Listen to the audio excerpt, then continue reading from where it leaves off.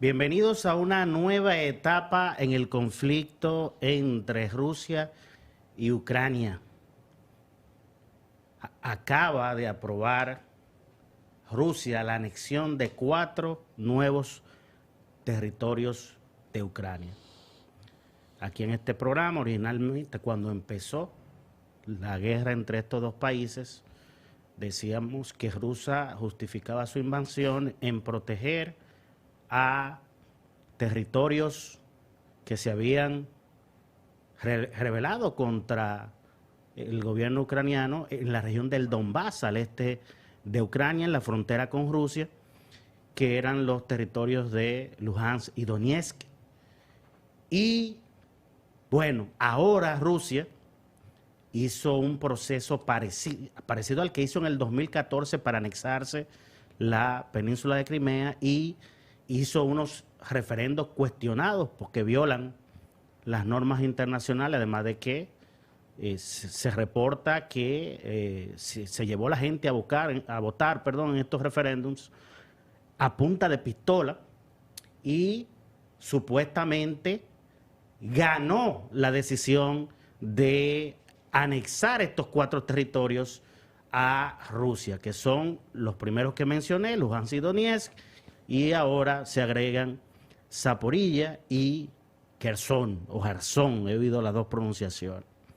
Y como vieron en pantalla en este mapa, estamos hablando que ahora Rusia, si las cosas les salen como tienen planificado, tendrían un acceso por tierra a la península de Crimea, que se anexó ya en el año 2014.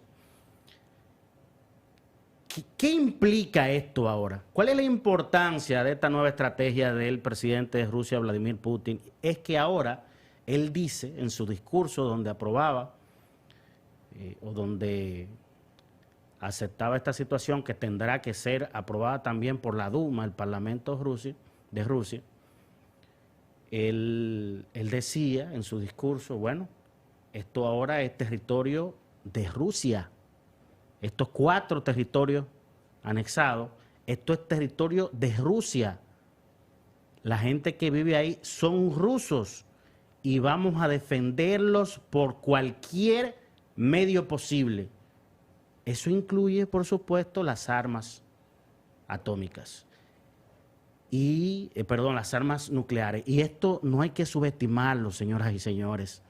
Yo en este programa he estado diciendo que estamos más cerca de una guerra nuclear de lo que creemos. Porque incluso, señores, el propio secretario general, Guterres, lo he dicho aquí, secretario general de la Organización de las Naciones Unidas, ha dicho que ahora estamos más cerca de una guerra nuclear que durante la Guerra Fría.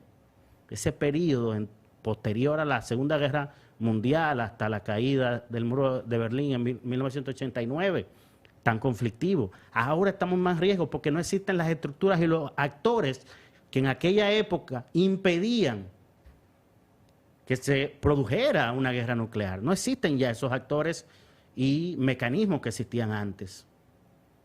Y miren en qué situación estamos. Pero también calculen lo siguiente. Cuando yo he tratado aquí este conflicto bélico entre Rusia y Ucrania, que involucra al resto del mundo, en realidad, directa o indirectamente, yo he hablado mucho aquí de teoría de juegos, que es la teoría que plantea que para cualquier juego dado, con unos jugadores y unas reglas, estos van a funcionar en base al raciocinio, antes incluso de hacer sus jugadas, pensar cuál va a ser la jugada del otro. Pero en teoría de juego se da una especie de magia, de armonía, en donde los jugadores, por supuesto, tratan de ganar, pero si no pueden ganar, buscan la posición menos desfavorable. Esa es la razón de por qué los países occidentales, a pesar de que apoyan a Ucrania, y mensajes de apoyo a Ucrania, y armas para Ucrania, y dinero para Ucrania, no se meten directamente. Porque Rusia es el país que tiene más ojivas nucleares del mundo. Y a nadie le conviene que entremos en una guerra nuclear, ni a los países occidentales, ni a Rusia. Perdemos todo, hasta lo que no tenemos que ver nada con este tema.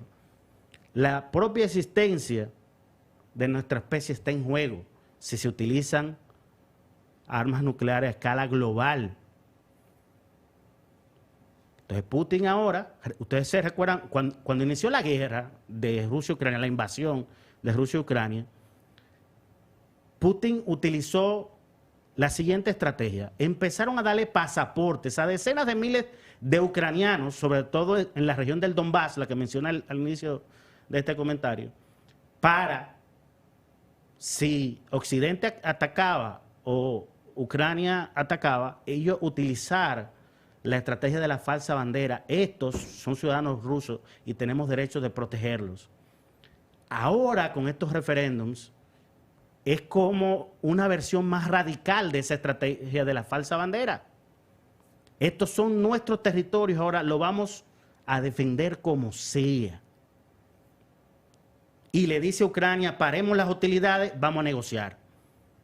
Fíjense, porque muchos decían que, bueno, que Rusia no consiguió el objetivo de conquistar la capital de Ucrania, Kiev. Y yo dije aquí en este programa, bueno, a mí no me parece que el objetivo sea destruir Ucrania. A Rusia probablemente no se le han dado todos los objetivos que buscaba, pero yo no creo que no se le estén dando todos los objetivos que busca. Señores, la península de Crimea, Rusia se la anexó en el año 2014 y aunque la comunidad internacional reconoce este territorio como en disputa entre Rusia y Ucrania, desde el 2014 nadie se lo ha quitado.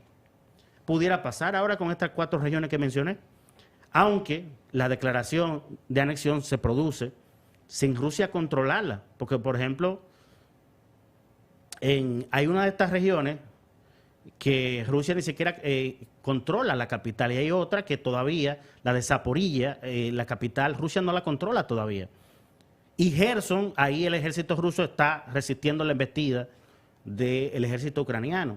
Ahora, yo he dicho aquí que Ucrania, a pesar de toda la ayuda que está recibiendo en armas de Occidente, no tiene el power para derrotar a Rusia.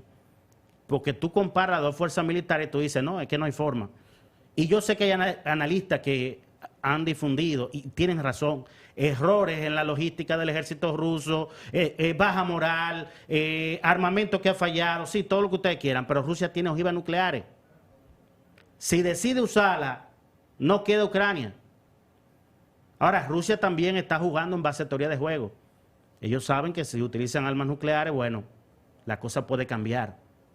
Pero si se rompe ese equilibrio que nos plantea la teoría de juego, el mundo podría entrar en una catástrofe de impacto global. Algunos plantean que Vladimir Putin tiene esta guerra perdida ya. Yo digo, hay que ver realmente cuáles eran los objetivos, porque si finalmente se queda con estos 4 territorios anexados, eso sería un triunfo para Putin. Algunos creen que no es posible porque si siguen apoyando a Ucrania con armas, Rusia no tiene la capacidad de aguantar años de conflicto. Pero yo entiendo que ahora se presenta un punto donde pueden suceder 2 alternativas, lo voy a poner así. Una, que es la más peligrosa, es que ocurra una escalada del conflicto y termine esto en una guerra mundial con la posibilidad de utilización de armas nucleares. Y la otra es que, como Rusia entiende que cumplió su objetivo anexando estas cuatro territorios que tienen importancia económica y político-militar. La más grande industria metalúrgica de Ucrania está en la región del Donbass, pero hay recursos de carbón, minerales.